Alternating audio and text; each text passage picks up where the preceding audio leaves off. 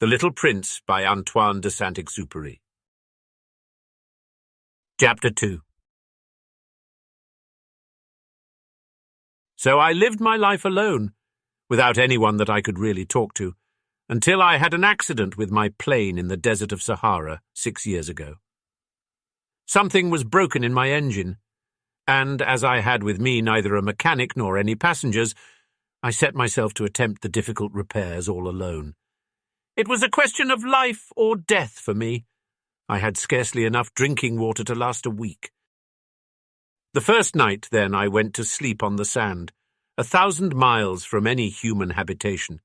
I was more isolated than a shipwrecked sailor on a raft in the middle of the ocean. Thus you can imagine my amazement at sunrise when I was awakened by an odd little voice. It said, "If you please, draw me a sheep." "What? Draw me a sheep?" I jumped to my feet, completely thunderstruck. I blinked my eyes hard. I looked carefully all around me, and I saw a most extraordinary small person who stood there examining me with great seriousness. Here you may see the best portrait that, later, I was able to make of him. But my drawing is certainly very much less charming than its model.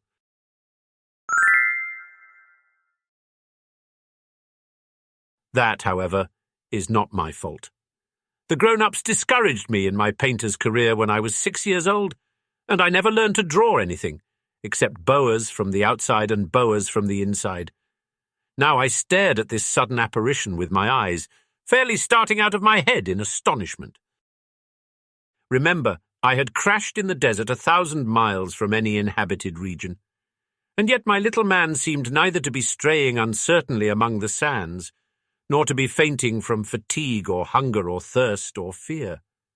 Nothing about him gave any suggestion of a child lost in the middle of the desert, 1,000 miles from any human habitation. When at last I was able to speak, I said to him, "But what are you doing here?" And in answer he repeated very slowly, as if he were speaking of a matter of great consequence, "If you please, draw me a sheep." When a mystery is too overpowering, one dare not disobey. Absurd as it might seem to me, 1,000 miles from any human habitation, and in danger of death, I took out of my pocket a sheet of paper and my fountain pen.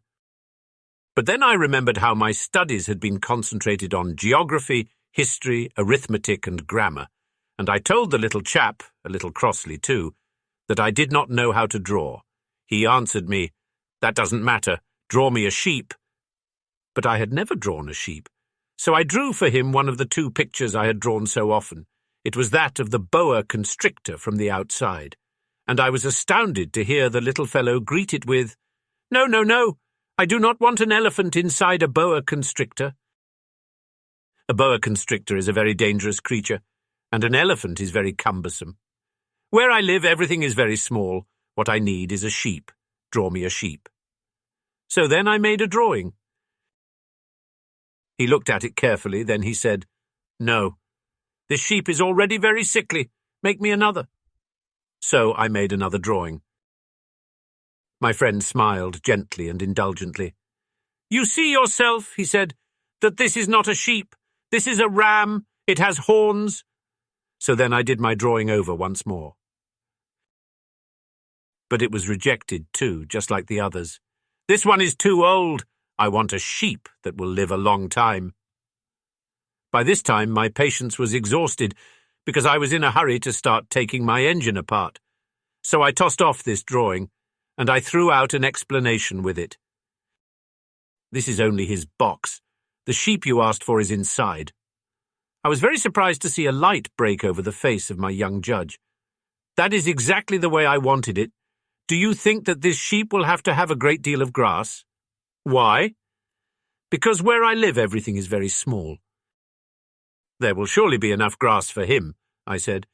"It is a very small sheep that I have given you." He bent his head over the drawing. "Not so small that— Look, he has gone to sleep." And that is how I made the acquaintance of the little prince,